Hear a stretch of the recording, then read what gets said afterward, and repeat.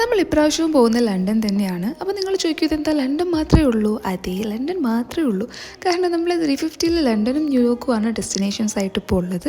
അതിൽ ന്യൂയോർക്ക് പോകണമെന്നുണ്ടെങ്കിൽ US visa വേണം. അതിൻ്റെ ഇല്ലാത്തതുകൊണ്ട് നമുക്ക് ലണ്ടൻ പോവാം. നമ്മളുടെ ബ്ലേസറൊക്കെ ബോർഡിങ് കഴിഞ്ഞതിന് ശേഷം ഇങ്ങനെ ഊരി വെക്കണം.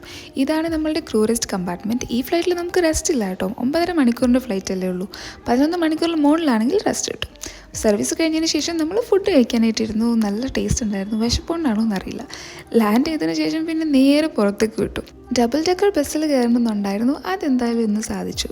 സോ നമ്മൾ ആദ്യം പ്രൈമാർക്കിൽ പോകാൻ വേണ്ടിയിട്ടാണ് ബസ് കയറിയത്. ഏകദേശം ഒരു 40 മിനിറ്റ്സോളം നമ്മൾ ബസ്സിൽ ചിലവഴിച്ചിട്ടോ.